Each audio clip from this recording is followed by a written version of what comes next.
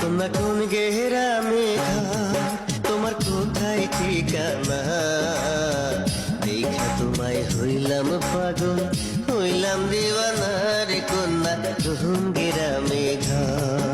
আমি মাস্টরের মাইয়া, আমার নাম হইল বিলকিস।